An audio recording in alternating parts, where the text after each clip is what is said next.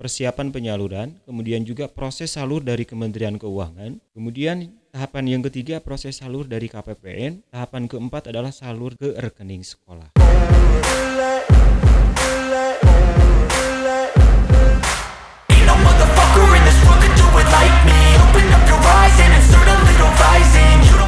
Assalamualaikum warahmatullahi wabarakatuh. Selamat datang di channel Ciliknik. Rizal Gibran kembali hadir untuk memberikan informasi seputar bantuan operasional sekolah tahun 2022. Simak terus informasi yang akan saya sampaikan berikut ini.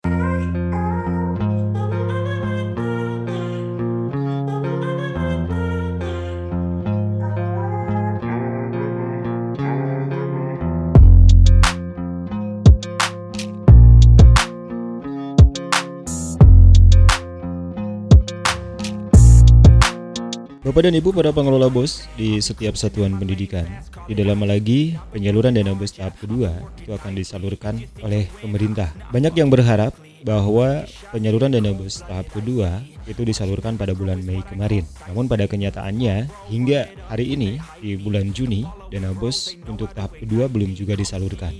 Padahal banyak sekali kegiatan sekolah yang memang membutuhkan biaya, terutama pembiayaan mengenai evaluasi pembelajaran, entah itu yang bersifatnya ujian sekolah ataupun juga sifatnya yang penilaian akhir tahun. Namun terlepas dari semua itu, tentunya ada beberapa kabar yang perlu disampaikan kepada Bapak dan Ibu semuanya terkait penyaluran dana BOS tahap kedua ini. Kabar baik tentunya selalu dinantikan oleh Bapak dan Ibu semuanya. Kita akan mencoba mengecek sampai sejauh mana perkembangan penyaluran dana BOS tahap kedua tahun 2022 ini. Kita mengeceknya di portal BOS terlebih dahulu. Kemudian Bapak dan Ibu harus login. Setelah login, Bapak dan Ibu bisa melihat di daftar penyaluran. Ini bisa Bapak dan Ibu lihat bahwa progres penyaluran dana BOS tahap kedua untuk tahun 2022 ini sudah mulai ada titik terang. Saya contohkan, ini ada sekolah yang masuk di tahap kedua dan masuknya di gelombang pertama. Jumlah dana BOS yang akan diterimanya adalah senilai 20.520.000. Namun sayangnya SP2D-nya ini belum terbit. Artinya ketika SP2D ini belum terbit, maka penyaluran dana BOS-nya itu masih dalam tahap proses. Nah, ketika SP2D sudah terbit, maka penyaluran dana BOS itu akan segera disalurkan atau sudah bisa dicairkan. Ketika SP2D sudah terbit juga, barangkali tidak bisa dicairkan oleh Bapak dan Ibu semuanya karena memang kita juga menunggu kesiapan dari bank penyalur itu sendiri. Karena nominalnya yang cukup besar, bukan tidak mungkin bahwa bank penyalur itu harus menyiapkan uang terlebih dahulu. Mungkin agak terlambat begitu ya. Nah, kemudian Bapak dan Ibu juga bisa melihat di konfirmasi dana BOS yang ini. Nah, di sininya DSK-nya itu belum salur. Artinya bahwa ini memang belum disalurkan. Kemudian pertanyaan berikutnya adalah kira-kira berapa lama dari persiapan dari SP2D ini, kira-kira menunggunya berapa lama? Biasanya itu kurang lebih hampir 1 minggu lah. Nah, kalau misalkan minggu sekarang lagi persiapan misalkan ya, karena besok itu hari Jumat, diperkirakan ini akan salurnya adalah diperkirakan minggu depan. Itu baru diperkirakan, baru perkiraan. Dan biasanya itu tidak lama begitu ya. Ketika kita menunggu SP2D itu biasanya tidak lama dan mudah-mudahan minggu depan itu akan segera disalurkan. Ada beberapa kemungkinan keterlambatan penyaluran. Nah, beberapa hari ke belakang, Kementerian Pendidikan itu mengadakan survei mengenai penyaluran dana BOS ini khususnya untuk tahun 2020 dan tahun 2021. Mungkin saja di sekolah Bapak dan Ibu juga ada sebagian yang memang menjadi objek ataupun juga menjadi responden dari survei tersebut. Nah, kebetulan saya di sini di kecamatan saya itu ada 2 sekolah yang memang menjadi responden dari Kemdikbud. Survei tersebut di dalamnya itu berisi seputar pengetahuan Bapak dan Ibu semuanya mengenai, saya contohkan seperti ini. Kira-kira Bapak dan Ibu mengetahui tidak ada pengurangan ataupun juga pengurangan dana BOS dari tahun sebelumnya misalkan. Seperti itulah bahasan-bahasan yang dibahas dari survei tersebut. Mungkin itu salah satunya ya yang menyebabkan keterlambatan penyaluran dana BOS itu.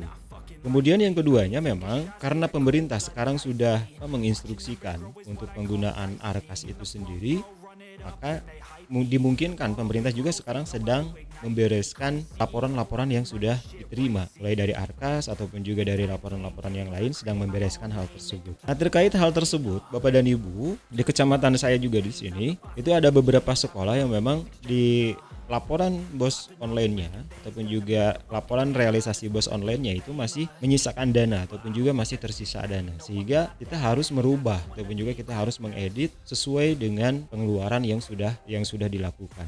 Nah, Bapak dan Ibu, jika memang Bapak dan Ibu masuk dalam responden dari survei yang dilakukan oleh kementerian, Bapak dan Ibu bisa langsung mengisinya. Kemudian juga kalaupun memang ada saldo di tahun sebelumnya, di tahun 2020 dan 2021, dan itu harus diedit terlebih dahulu hingga itu sesuai dengan realisasi BOS yang memang dikeluarkan oleh sekolah. Bapak dan Ibu bisa melihat di laporan sekolah di sini. Kemudian Bapak dan Ibu masuk di sini di tahun 2020 dan 2021.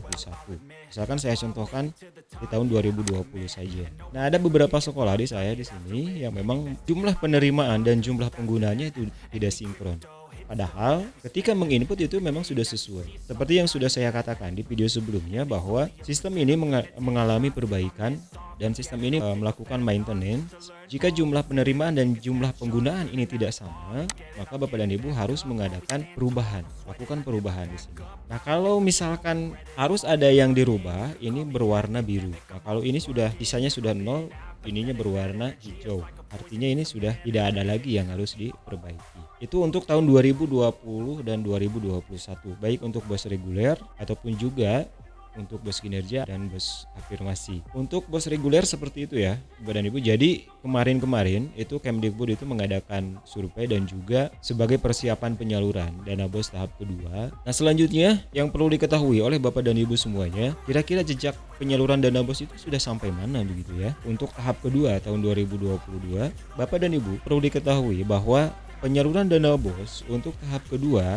tahun 2022 sekarang itu sedang menuju proses persiapan penyaluran. Ada beberapa tahapan yang memang harus disiapkan. Ketika SP2D ini sudah terbit, persiapan penyaluran, kemudian juga proses salur dari Kementerian Keuangan, kemudian tahapan yang ketiga proses salur dari KPPN, tahapan keempat adalah salur ke rekening sekolah. Saya perkirakan bahwa pencairan dana BOS tahap kedua itu dimungkinkan itu minggu depan. Nah, mudah-mudahan ini sesuai dengan harapan kita, dana BOS itu bisa secepatnya salur karena memang kebutuhan sekolah cukup banyak, terlebih menghadapi ujian akhir sekolah. Banyak kepala sekolah yang mengeluh, terus juga banyak juga tenaga honorer yang mengeluh katanya dana BOS-nya belum cair sehingga honorer mereka tidak dibayarkan. Terus juga kepala sekolah banyak yang mengeluh katanya pelaksanaan PAT ataupun juga pelaksanaan akhir tahun terpaksa harus menunggak ke pihak yang lain. Begitu. Ini banyak sekali keluhan-keluhan dari setiap satuan pendidikan. Nah, mudah-mudahan ini menjadi kabar baik ataupun juga menjadi kabar yang menyenangkan bagi Bapak dan Ibu semuanya. Ternyata penyaluran dana BOS tahap kedua itu baru tahapan persiapan penyaluran. Begitu ya. Sekali lagi saya informasikan kepada Bapak dan Ibu bahwa penyaluran dana BOS tahap kedua itu baru tahapan persiapan penyaluran. Belum lagi ada persiapan proses salur dari Kementerian Keuangan. Kemudian proses salur dari KPPN dan proses salur ke rekening sekolah. Begitu ya. Rupanya demikian Bapak dan Ibu informasi sementara yang bisa saya sampaikan mengenai penyaluran dana BOS tahap kedua untuk tahun 2022. Mudah-mudahan informasi ini bermanfaat, dan jika bermanfaat jangan lupa dukung terus channel ini agar terus berkembang dengan menekan tombol like, share, dan subscribe. Aktifkan notifikasinya agar Anda menjadi orang yang pertama mengetahui informasi yang akan saya berikan berikutnya. Saya Rizal Gibran pamit, terima kasih. Assalamualaikum warahmatullahi wabarakatuh. Sampai jumpa. Okay, I'm going off.